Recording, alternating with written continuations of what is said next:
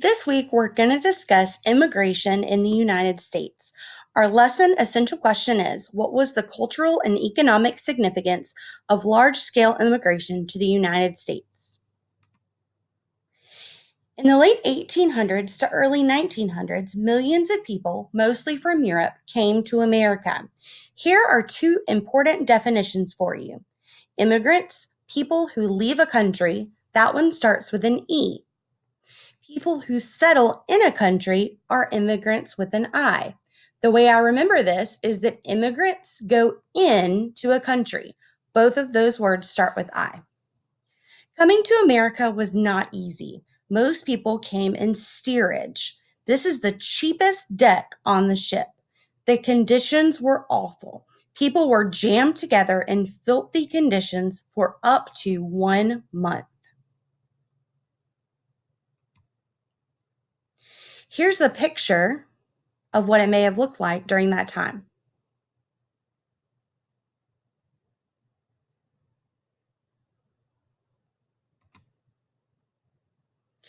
We're going to discuss why they came to America in the first place. We're going to talk about push factors of immigration and pull factors.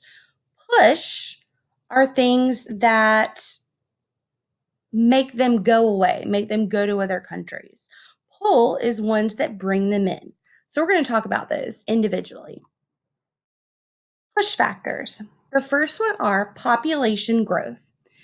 Better food and sanitation caused Europe's population to boom after 1750, and the land became overcrowded. So, with it becoming overcrowded, that pushed them out of Europe. The second one are agricultural changes. As Europe's population grew, so did cities. Landowners wanted to make money selling food to those cities. New methods made it more efficient to farm large areas of land than to rent small plots to tenants. Therefore, landlords forced tenants off the land.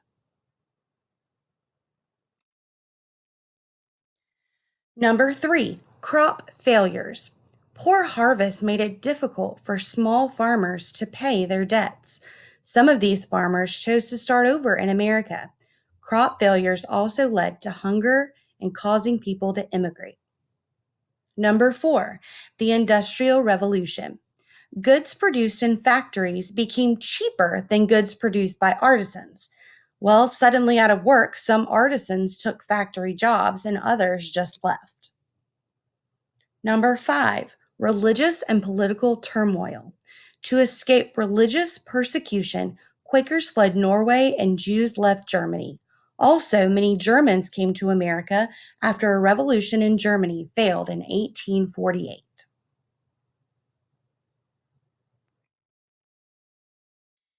These are the ones that pulled them in. The first one is freedom, because everyone has the freedom to practice the teaching and religion that he or she prefers.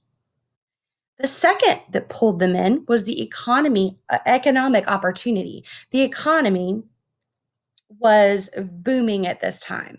So immigrants sought a land where they could support their families and have a better future. Immigration often rose during times of U.S. prosperity. That means things were going very well, things were flourishing in the United States, and they fell during hard times. The third one was abundant land. That means a lot of land. The acquisition of the Louisiana Purchase and the Mexican Cession gave the United States millions more acres of land. To land starved Europeans, America was a land of opportunity.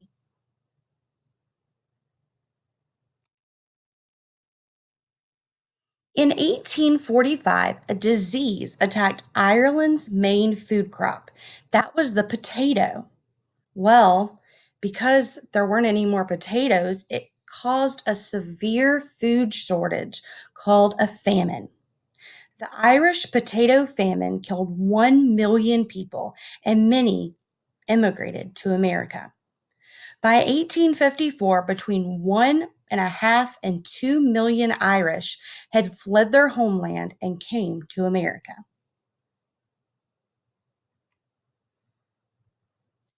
The Irish and many other immigrants flocked to American cities. Well, this is where the work was. Cities became overcrowded and very filthy. America was not ready for the influx of new people.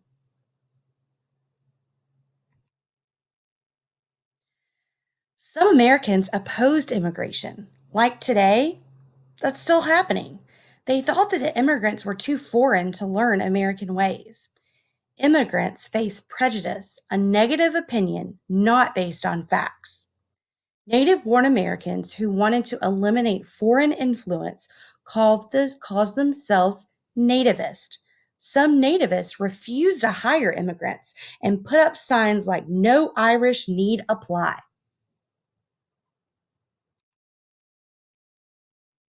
Now we're going to focus on the rise of big business and how immigration impacted urbanization and the rise of big business.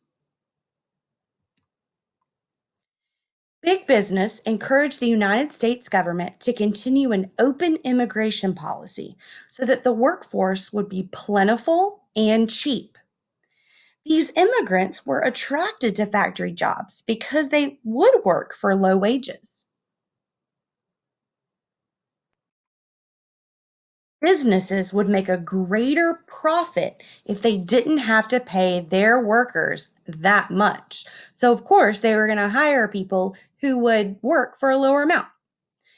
Let's take a look at some of the giants in the big business in the United States. The first one is Henry Bessemer. He made a new method for making steel. This was known as the Bessemer process. We've talked about this before. It made production of steel quicker.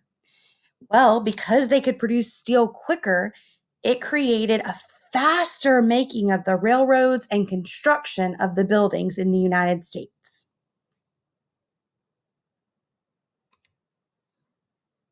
We've also talked about Andrew Carnegie. He dominated the steel industry. He had a monopoly, a control over the supply of a particular product with no competition. But the great thing about Carnegie is that he gave much of his wealth, his money, excuse me, to public causes. Carnegie even owned the railroads and ships that transported the needed coal and iron ore, and he wrote an essay known as Wealth. Oil. Edwin L. Drake found oil in Pennsylvania, but John D. Rockefeller became one of the richest and the most powerful men in the nation. Standard Oil was one of the nation's first trusts. A trust is a business arrangement under which a number of companies unite into one system. So it might be business A, business B, and business C all do the same thing, but they're all going to work together. That's because they wanted to destroy competition and create monopolies. Under the trust, Rockefeller could dictate prices, eliminate competition, and control the U.S. oil industry.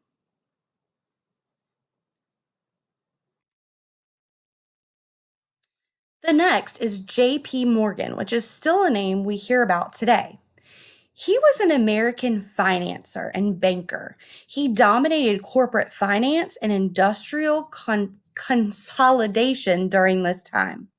He exercised control over banks, insurance companies, and various stock market organizations. He bought out Carnegie and formed a new company for U.S. Steel, which was J.P. Morgan. In 1913, he was worth about $22 billion.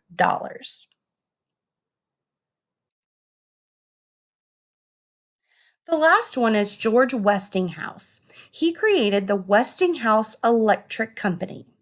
They invented transformers. We actually still use transformers today to get power to our houses and schools and everywhere else. A transformer enables electricity to be transmitted as alternating currents to points far away. And you can see at the pictures on the left, he was actually the first to use hydroelectric power from Niagara Falls to power lights in Buffalo, 22 miles away.